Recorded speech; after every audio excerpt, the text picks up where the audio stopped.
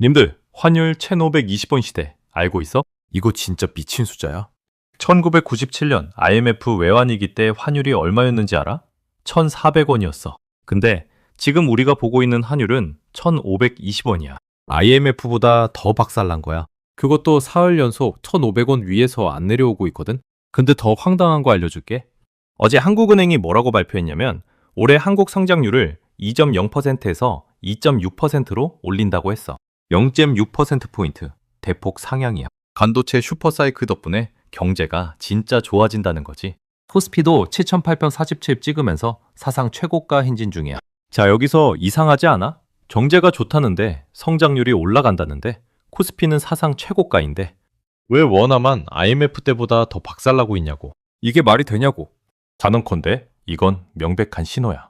지금까지 우리가 알고 있던 경제 공식이 완전히 깨지고 있다는 신호. 3개월 뒤엔 늦어. 지금 모르면 진짜 당해. 화물차 기사 김씨 아저씨는 기름값 한 번 넣을 때마다 한숨 쉬고 있고 자취생 이양은 해외 직구 장바구니 담아놨다가 결제 직전에 다 비우고 있어. 유학생 부모님들은 매달 송금할 때마다 가슴이 철렁 내려앉아. 자영업자 사장님들은 수입 식자재 가격 폭등에 메뉴판 가격을 또 올려야 하나 매일 고민이야. 이게 다 환율 때문이야. 1,520원이 우리 일상을 갉아먹고 있는 거야. 그래서 오늘은 환율 1,520원의 진짜 이유. 한은이 성장률 올렸는데도 왜 원화는 안 살아나는지. 월가의 스마트머니는 이미 어떻게 움직였는지. 그리고 우리가 지금 당장 해야 할 4가지 행동까지 싹 다 뜯어왔으니까 딱 집중해봐. 지금부터 집중해. 이거 진짜 중요해. 자, 먼저 지금 상황부터 정확히 보자. 어제 5월 25일 기준 서울 외환시장에서 원달러 환율은 1,512원에 마감했어. 장중한 때 1,520원도 찍었거든. 사흘 연속 1,500원 위에서 노는 중이야. 이게 얼마나 심각한 거냐면 2008년 글로벌 금융위기 때 환율 최고치가 1,570원이었어. 지금 우리는 그 위기 수준의 90% 지점에 와 있는 거야. 거의 다 왔다는 뜻이야. 작년 이맘때 환율이 얼마였는지 알아? 1,360원대였어. 1년 만에 160원이 올랐다는 거야. 비율로 따지면 11.7% 폭등이야. 1년에 화폐 가치가 12% 가까이 녹아내린 거야. 이게 정선이야? 환율은 한 나라의 체온계랑 똑같아. 전상 체온이 36.5도인데 갑자기 38도가 됐으면 어떡해? 병원 가야지. 근데 우리는 지금 39도 찍고 있어. 그것도 한 달째. 생각해봐. 님이 작년에 1억을 달러로 환전했으면 약 73,500달러를 받았어. 근데 오늘 그 1억을 달러로 바꾸면 65,800달러밖에 못 받아. 가만히 있었는데 7,700달러. 우리 돈으로 1,000만 원이 증발한 거야. 통장 잔고는 그대로인데 진짜 자산은 1년 만에 10% 깎인 거지. 원화는 지금 햇볕에 놓인 아이스크림처럼 녹고 있어. 가만히 있는 게 손해라는 뜻이야. 한국은행이 발표한 외환시장 동향자를 보면 외환보유고는 아직 4,200억 달러로 멀쩡해. 근데 이게 더 무서워. 왜? 외환보유고 풀어도 환율이 안 잡힌다는 뜻이거든. 그럼 진짜 질문은 이거야. 왜 하필 지금이야? 왜 경제가 좋다는데 원화만 박살났어? 여기서 진짜 황당한 일이 벌어지고 있어. 한국은행이 5월 28일 발표할 수정. 경제 전망에서 올해 성장률 전망치를 기존 2.0%에서 2.52.6%로 대폭 올린다는 거야. 0.50만6%포인트 상향이야. 이게 얼마나 큰 거냐면 보통 성장률 수정은 0.2.2%포인트씩 움직여. 0.6%포인트. 한 번에 올리는 건 진짜 이례적이거든. 이유는 명확해. 반도체 슈퍼사이클이야. SK 하이닉스 주가가 194만 원까지 올랐고 삼성전자도 엔비디아 HBM4 공급 계약 가능성이 떠오르면서 시장이 미친 듯이 끓고 있어. 노무라증권 박정호 이코노미스트도 1분기 성장률과 수출 효과를 반영하면 성장률 상향은 불가피하다고 했어. KDI 한국개발연구원도 같은 말을 했어. 자, 정리해봐.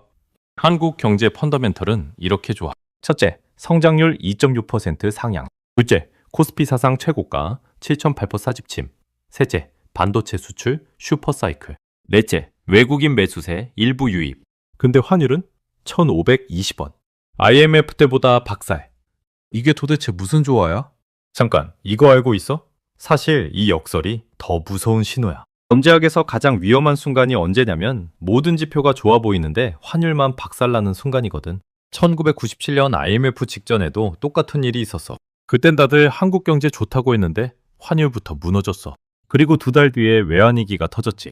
내가 IMF부터 글로벌 금융위기, 코로나까지 환율 데이터 30년치 자료 분석해서 찾은 패턴이야. 이건 우연이 아니야. 1997년 IMF 직전에도 똑같은 일이 있었어. 그땐 다들 한국 경제 좋다고 했는데 환율부터 무너졌어. 그리고 2달 뒤에 외환위기가 터졌지. 비유하자면 이런 거야. 회사 매출은 잘 나오는데 통장 잔고가 자꾸 마이너스라면 그건 누가 몰래 돈을 빼가고 있는 거야. 한국 경제가 지금 딱 그 상황이야. 펀더멘털은 좋은데 돈이 빠져나가고 있어. 누가 빼가는지 다음 섹션에서 알려줄게. 그럼 진짜 질문은 왜야? 왜 경제는 좋다는데 원화만 죽고 있냐고. 자, 표면적으로 보면 다들 이렇게 말해. 달러가 강해서 그래. 근데 이건 절반만 맞는 말이야. 진짜 원인은 따로 있어. 내가 3단계로 분해해 줄게. 첫째, 한미 금리차 역대 최대 격차야. 미국 기준금리는 4.50%, 한국은 2.50%. 차가 2%포인트야. 이게 무슨 뜻이냐면 돈을 한국에 두면 연 2.5% 받는데 미국에 두면 4.5% 받아. 누가 한국에 돈 둬? 다 미국으로 가지. 이게 환율을 끌어올리는 첫 번째 펌프야. 비유하자면 이런 거야. 시소 알지? 한쪽에 무거운 사람이 앉으면 다른 쪽이 번쩍 들리잖아. 미국 금리가 무겁게 누르고 있으니까 한국 원화가 번쩍 들려 올라가는 거야. 채권 금리 시소 같고 이거 외워둬. 이게 무슨 뜻이냐면 돈을 한국에 두면 연 2.5% 받는데 미국에 두면 4.5% 받아. 누가 한국에 돈 둬? 다 미국으로 가지. 이게 환율을 끌어올리는 첫 번째 펌프야. 한미 금리 차가 2%포인트 벌어진 것 지난 30년 중 가장 큰 격차야. 이걸 안 잡으면 원화는 계속 빠진다는 뜻이야. 둘째, 트럼프 관세 25% 폭탄이야. 트럼프 대통령이 한국 제품에 상호 관세 25% 부과한다고 발표했어. 자동차, 반도체, 의약품, 직격탄이야. KDI 분석으로는 이거 하나만으로 한국 GDP가 최대 0.04% 깎여. 더 무서운 건 시장 심리야. 한국 수출 망한다는 공포가 외환시장에 퍼지면서 외국인들이 원화 자산을 던지기 시작한 거지. KDI 분석으로는 이거 하나만으로 한국 GDP가 최대 0.04% 깎여. 셋째, 정부 재정 적자 폭증이야. 이게 진짜 큰 거야. 전쟁 팬데믹 후유증으로 나라 빚이 미친 듯이 불어나고 있어. 채권 금리도 같이 오르고 외국인 투자자들이 한국 정부 재정 괜찮나? 의심하기 시작하면 원화는 그 순간 끝이야. 이재명 정부가 비상추경까지 지시한 상황인데 추경 편성하면 재정 적자는 더 커져. 진퇴양난이야. 경제는 겉으로 안정적이지만 실제로는 금리차, 관세폭탄, 재정적자라는 3개의 시한폭탄 위에 서 있어. 이 3개가 동시에 터지는 게 지금이야. 한 개씩 터지면 견딜 수 있지만 3개가 동시에 터지면 진짜 위험해. 근데 여기서 끝이 아니야. 진짜 무서운 건 다음에 있어. 자, 이제 진짜 본론이야. 왜 IMF 때 1,400원보다 지금 1,520원이 더 무서운지 알려줄게. IMF 때는 환율이 폭등했어도 외환보유고가 바닥났어. 한국은행이 달러를 다 써버려서 IMF에 손 벌린 거지. 그래서 위기가 짧고 강했어. 1년 만에 환율이 다시 1,200원대로 내려왔거든. 근데 지금은 외환보유고는 4,200억 달러로 멀쩡해. 그런데도 환율이 안 잡혀. 이게 무슨 뜻이야? 외환보유고 풀어도 못 막을 정도로 외부 압력이 강하다는 뜻이야. 이게 진짜 무서운 거야. 옛날 성공 공식이 지금은 안 통한다는 뜻이거든. 외환 보유고만 많으면 환율 방어 가능하다는 공식. 이거 이제 깨졌어. 여기서 반전이 있어. 대부분이 모르는 진짜 이유가 있거든. 한국은행이 환율 방어를 안 하는 게 아니야. 못 하는 거야.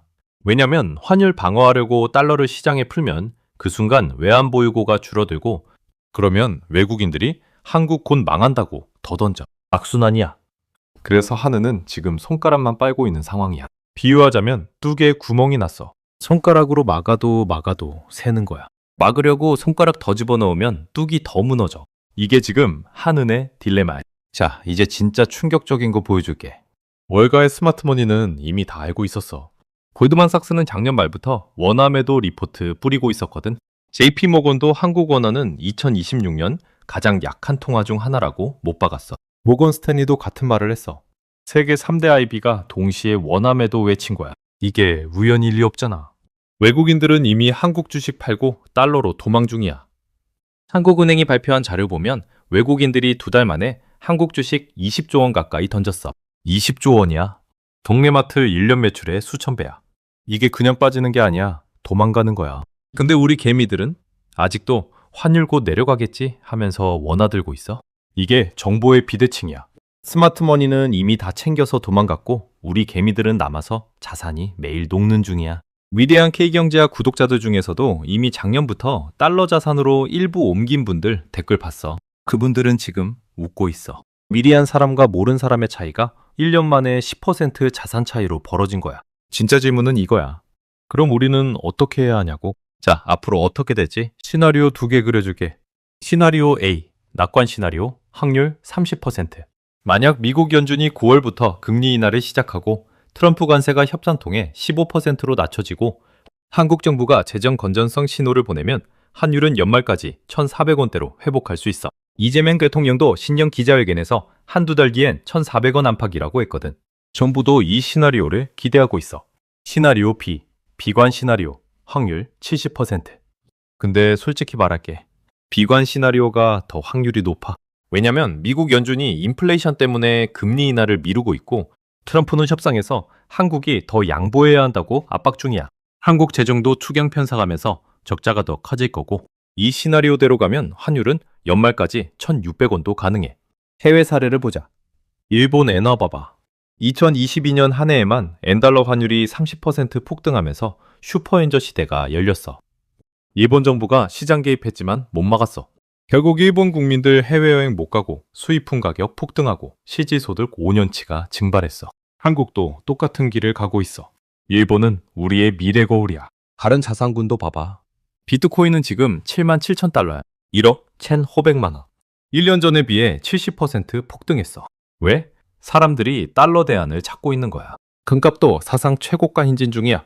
이게 다 화폐 가치가 무너지고 있다는 신호야. 원화도 그 흐름에서 자유롭지 못해. 그럼 진짜 마지막 질문은 이거야. 우리 같은 평범한 개미들은 뭘 해야 하냐고? 마지막으로 제일 중요한 거 알려줄게. 이게 핵심이야. 리스크 관리 4단계. 알면 기회, 모르면 위기. 첫째, 자산 일부를 달러 자산으로 분산해. 전 재산을 원화로만 들고 있는 건 진짜 위험해. 미국 ETF, 달러 예금, 달러 RP 같은 거 활용하는 거야. 비율은 본인 자산의 2030% 정도가 일반적인 분산 기준이야. 물론 본인 상황에 맞게 조정해야 해. ETF 밀키트야. 미국 주식 한 봉지에 담아서 한국에서 편하게 사 먹는 거지. 둘째, 해외 직구.